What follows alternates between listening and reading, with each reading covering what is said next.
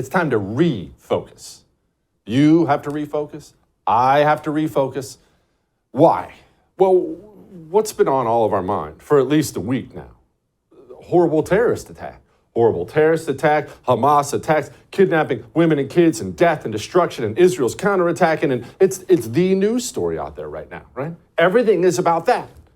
But I want you to imagine something. I want you to picture this scenario. You decide you're gonna move in with me.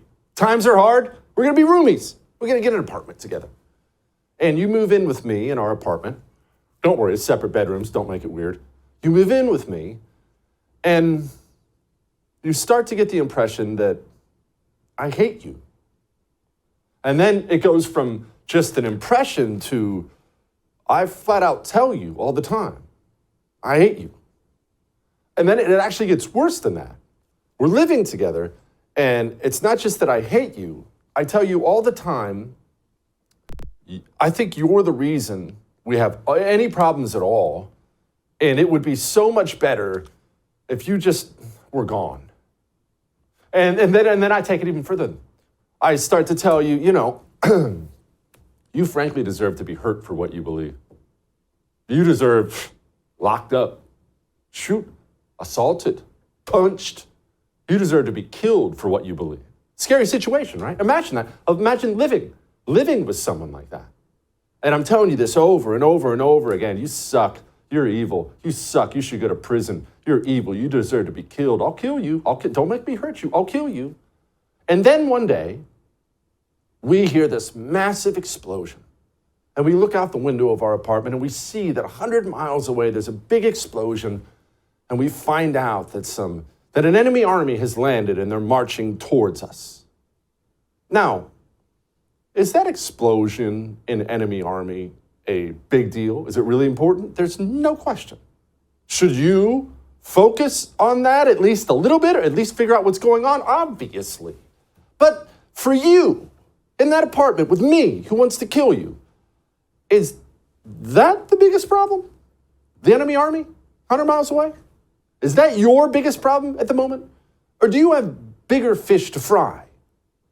And I said all this because I feel like we are losing a little bit of focus here on the most dangerous thing happening for you and me.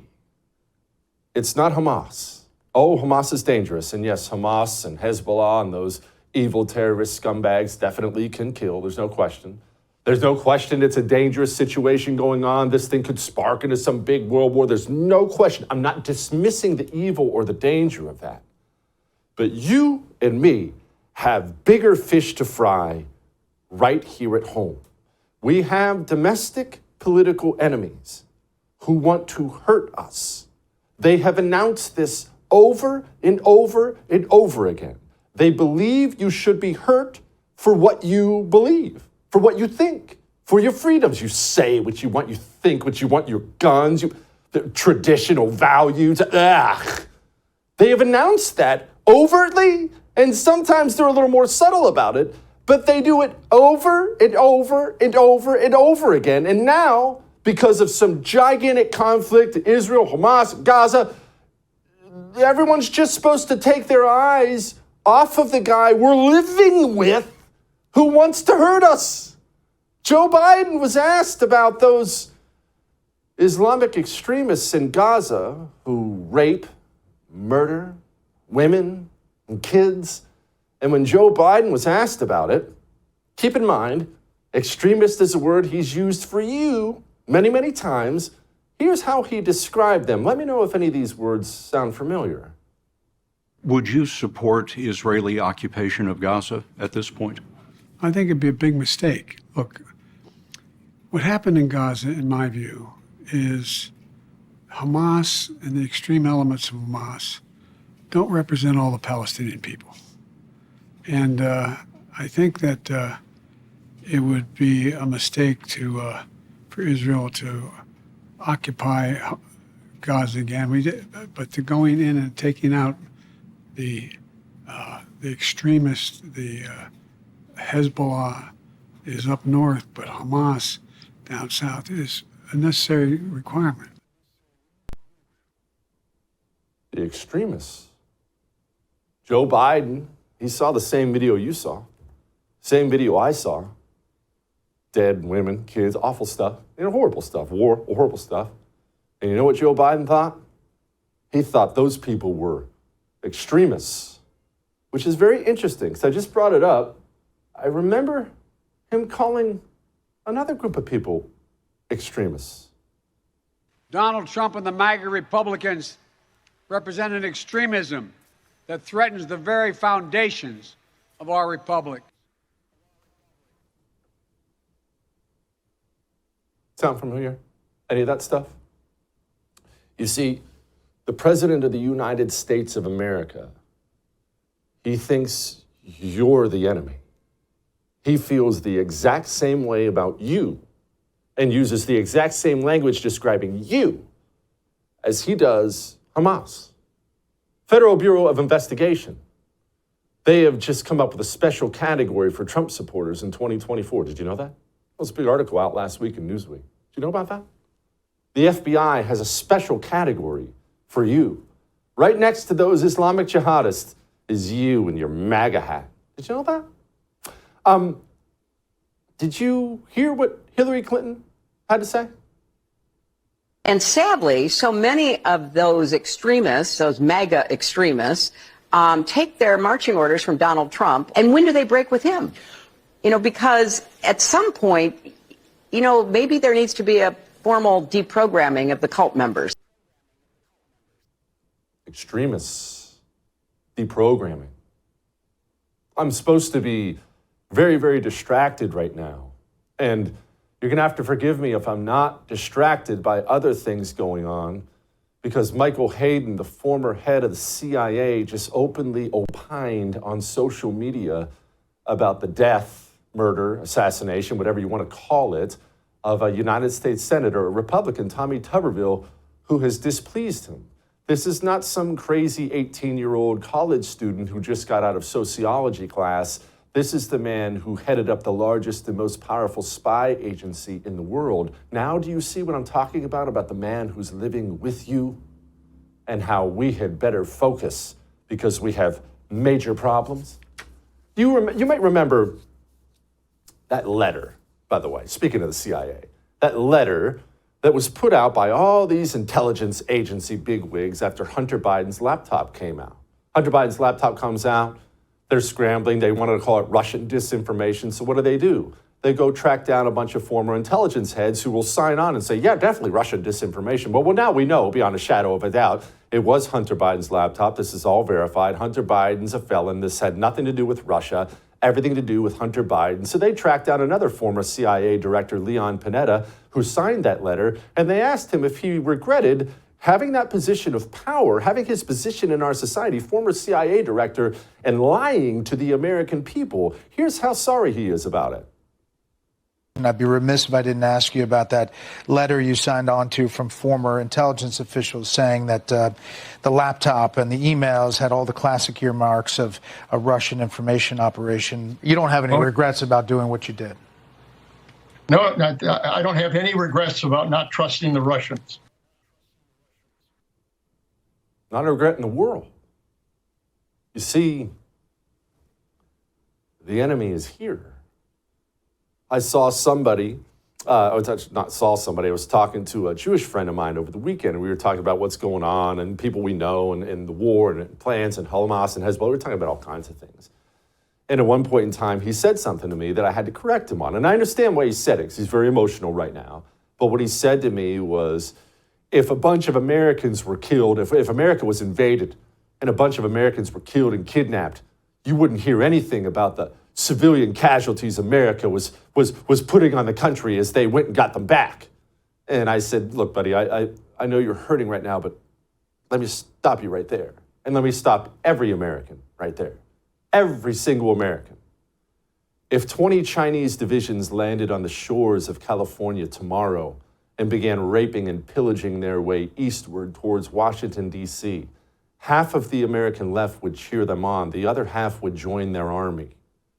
We have gigantic domestic problems, domestic enemies that have reached the highest positions of power in our society. It's not that world affairs don't matter, they do. It's not that atrocities and things like that shouldn't tug at our hearts, they should. But we had better focus about the murderer who lives next door, frankly, with us. Everyone's focusing on the speakership, understandably. It was going to be this guy, and then it's going to be that guy. Now, obviously, Jordan's going to come out of it, and all that stuff's fine. Yes, all that stuff's fine. But why didn't I ever stress the speakership? Why was I never stressed when we kicked one out? Why was I never stressed about getting a new one? Well, because what needs to happen is a gigantic emergency meeting to slash spending. And I don't believe under any circumstances that meeting can happen, will happen in Washington, D.C. It's not something that's going to happen. I want you to remember something. Remember Senator Rand Paul came on last week, and we talk about this all the time, but do you remember when he was talking about our fiscal situation? Our fiscal situation is this. The money's all gone.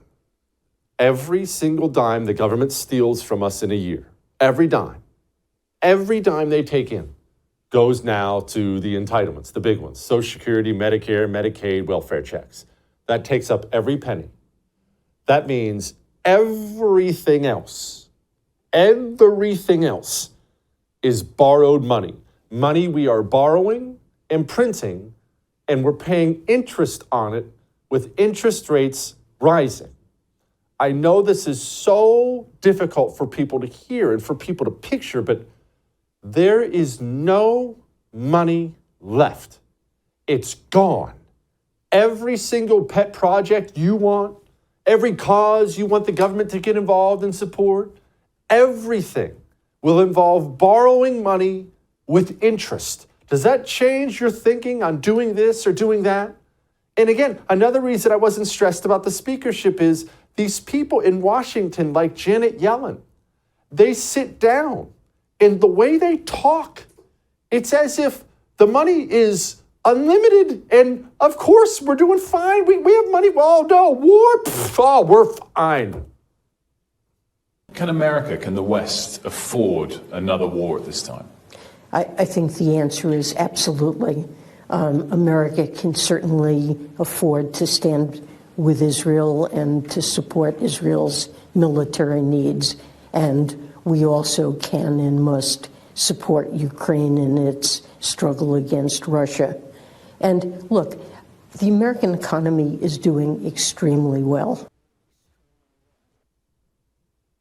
It's like they occupy a completely different planet. And to be fair, they do. Because Janet Yellen's filthy rich. And when it all comes crashing down, she'll be fine. While you struggle, she'll be doing just fine. But we have all the money in the world for Ukraine, Israel, anything. And look, maybe you're sitting there right now and maybe you're passionate about one or both of those conflicts, especially the Israel one. It's stirring in people's hearts, understandably so. Maybe you're sitting there saying, no, we need to do this, and we need to do that, and we need to send every carrier group, and we need to do this, and we need to do that. Okay, but there's something you must burn in your head, no matter what. We don't have the money for it. We will borrow the money for it. And now maybe, because these are emotional times, maybe there's a project you have, that and a good one, to secure the border. Jesse, we have to do this. Okay, well, here's the situation.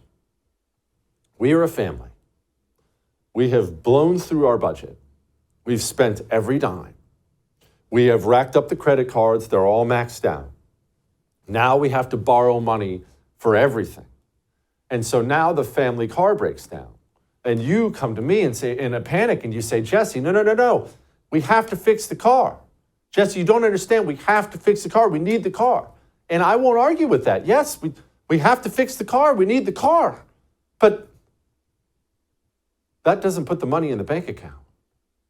You see, there are many things we have to do we now can't afford to do. And the leaders, like Janet Yellen, still have their feet hammered on the gas. They're not backing off any of their commie plans at all. We are not attempting to decouple from China. We have a deep economic relationship, And that kind of competition, trade and investment is beneficial to both sides, and we want an environment in which it can continue. And third, we need to cooperate on a variety of global challenges. And I would say climate change is an obvious example. Oh, we're not going to decouple from China. We can't slow down on anything. Why? Climate change. These people occupy a world that is not real at all. The money's gone, and normal people are already starting to feel it. You know what I miss about having a Republican president? And don't get me wrong, we've had great Republican presidents. We've had awful Republican presidents, many. It's not that. You know what I miss? I miss that every time the president went overseas, I was never going to be embarrassed. I remember this like it was yesterday.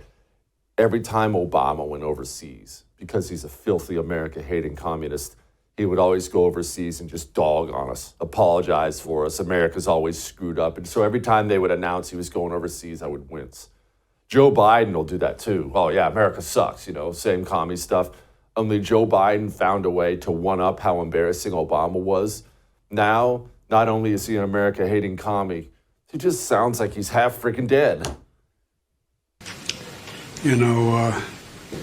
Years ago, I asked the Secretary of State when he and I were working in the Senate to write something for me, and he said, he wrote a line that I think is appropriate. He said, it's not, we lead, not just, well, I won't go into it. I'll wait later. Taking too much time. What do you think they think when they look at our president? And forget him ever taking a bold stance on something. A bunch of dirty terrorists blew themselves up, and apparently some of their own people at a hospital in Gaza, and this is the very solid statement the president made about it. I was deeply saddened and outraged by the explosion at the hospital in Gaza yesterday. And based on what I've seen, it appears as though it was done by the other team, not you. But there's a lot of people out there not sure. So we've got to overcome a lot of things. What does he even say? I don't even understand what he says. He sounds like me, and I'm sick as a dog. I bet Drew is going to figure all this out. Joining me now, my buddy Drew Berquist. He is the host of This Is My Show, former counterterrorism officer. Drew, did one of these dirtballs blow himself up again? They do that from time to time, as you well know. They do. You got to be good at something, right? This whole thing's a mess. Sorry you're not feeling well, brother. Glad to be here with you. His whole visit there is a joke. We got lots of gaffes from it. We got lots of just nonsensical statements, and there's lots of people who have played into this whole attack, what it was, what it wasn't. A lot of people, not just in political positions and geopolitical leadership positions across the globe, but of course people online and whatnot. All of this stuff, people just got to take with a grain of salt. There's such a thing as fog of war for a reason. We've got people who jump to conclusions so damn fast, and that's never helpful in these situations. Drew, I'll tell you something I can't get off my mind when it comes to all this stuff, because we're not hyper-focused on everything over there. Obviously, we bring it up, is I think about my own country, and you mentioned fog of war and the misinformation and the lies and how fast they spread. This is on, and with all due respect to all the deaths and everything over there, a relatively small regional conflict right now. And all anybody can talk about is this story or that story and this lie and that lie. What if there's a gigantic war, a World War III type thing? Nobody would have a clue about anything. Think about this times 1,000. That would be us. Yeah, it absolutely would. There's so many people here in positions of power and leadership that should know what's going on, don't. They're so ignorant, it's ridiculous. I've experienced it for a long, long time overseas. You see how just even to your point, whether it's this conflict or this region or this country, how off the mark they are. It's always astonished me. But yes, this would be on steroids. And right now it is. It's part of your point there. The bigger point is just how chaotic and how confused everyone would be, obviously. But But this is a smaller regional conflict. There's a lot of smaller regional conflicts going on. The scary thing with all of them, of course, is the fact that we have zero leadership back home. And the ability of any one of those, if not all of those, to scale is what I think has everyone concerned about. People shouldn't get wrapped around the axle of who did this or who did that. How about let's just figure out what the hell we got to do to not let this thing balloon and blossom into something much bigger. What happened in Iraq? Why are two drones trying to strike one of our base in Iraq? So, look, there's a lot of hubbub about this story this week, and there should be. Anytime someone goes after our troops, there should be discussion, there should be concern, there should be all of that, there should be who did this. But you have these types of things happen all the time in Iraq. It's been, well before this newer conflict got hotter and kind of popped off. You've got Iranian-backed militias, Iranian-backed groups in the territory who go after bases. Typically will try and do things to just piss people off, not necessarily maybe destroy equipment and what have you, let you know that they're there. And I think that's what you have here. Thankfully, they were intercepted. Nothing significant happened from it, other than the fact that it's, again, a reminder that Iran hates us. Iran is going to do anything and everything they can to destabilize the region. They do a hell of a job doing it. And they're going to be ever present there. So you're going to continue to see these things happen. Obviously, in the context of the war that's going on over there, there's more concern about it and it matters. But I'll just remind everyone, these types of things happen all the time. You just don't always hear about it. Drew, Vladimir Putin and Xi Jinping just had a little powwow.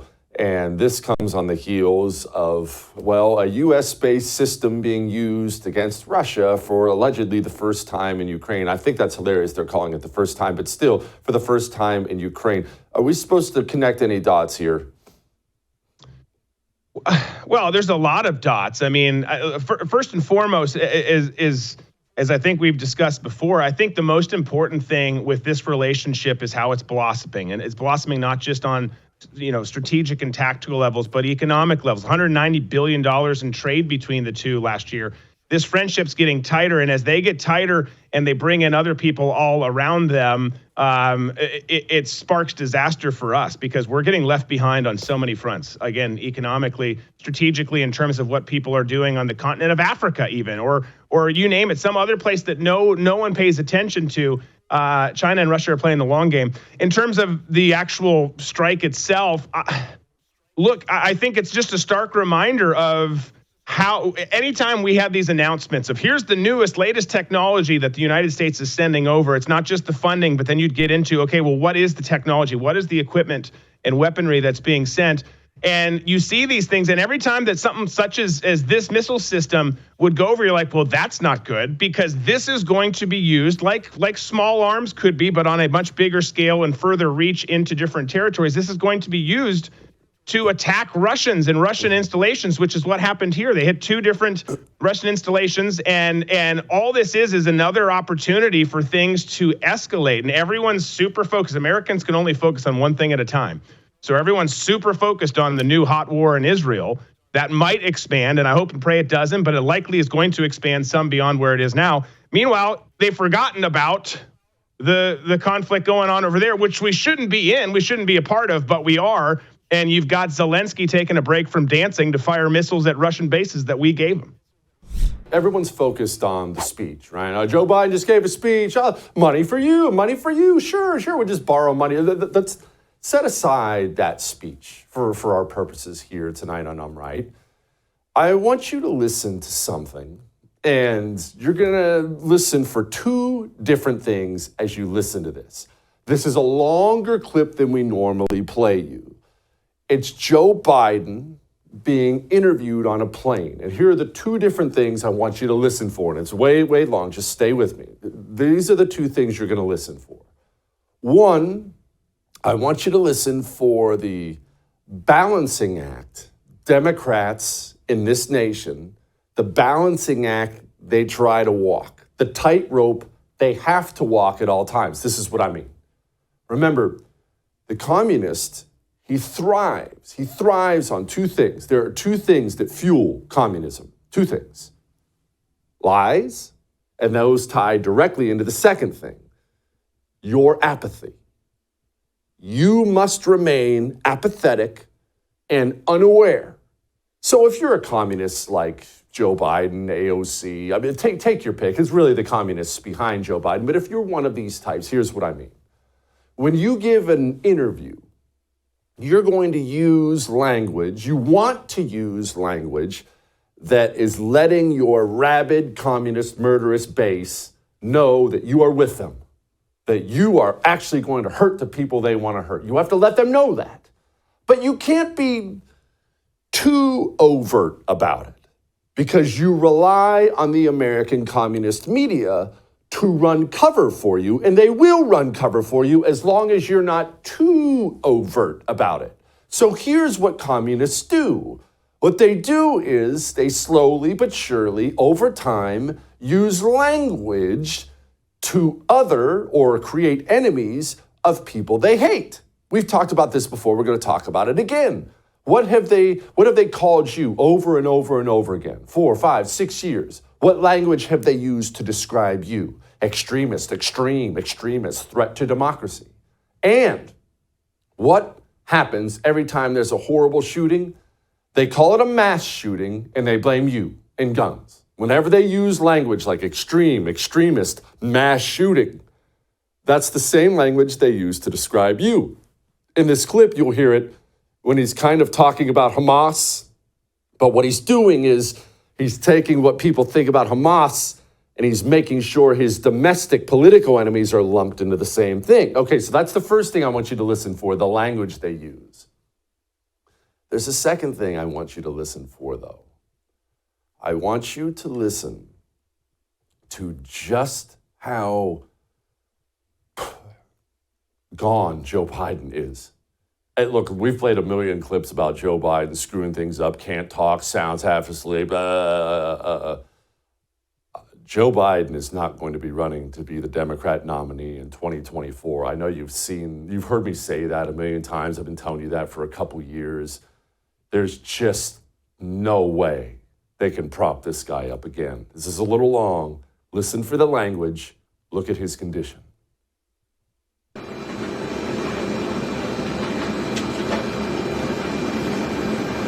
Virtually every mass shooting, every circumstance where a large number of people have been victimized and lost, I've spoken with them. I learned a long time ago what you've all learned in your life.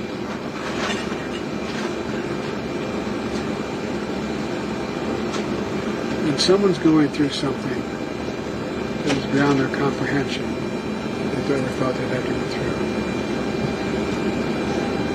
If they see someone who they think understands or maybe been through something not the same but similar, it gives them some sense of hope. And I always get criticized sometimes by my staff because when I go to these events, I stay for 3 to 4 hours and answer all their questions. But it matters. It matters a lot. And look, I'm talking, some of you have gone through a hell of a lot more than I've gone through, and a lot more than other people have gone through. And you understand. So it's just people are looking for just something to grab, something that gives them some sense of hope. And that's, if I can do a little bit of that, then it's worth doing. Done for me. So.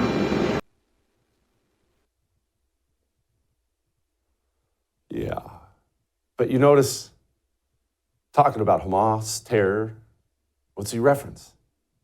Mass shooting, of course. Oh, and I do need to point out on the whole Joe Biden's not going to make it thing, let's always remember that this person is going to be president if Joe Biden has to resign.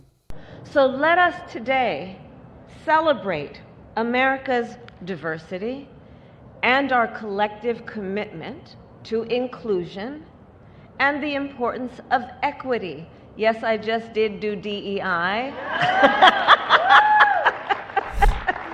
For too long, we've been led to believe that communism is a thing of the past. But the truth is, communism is alive. It's here, and it's infiltrating every aspect of American life. Introducing the Anti-Communist Manifesto by Jesse Kelly, the practical guide for patriots ready to defend our nation from its most dangerous enemy. Discover the shocking extent of communist infiltration in our education system, their alliance with American corporations, and the twisted truth behind environmentalism.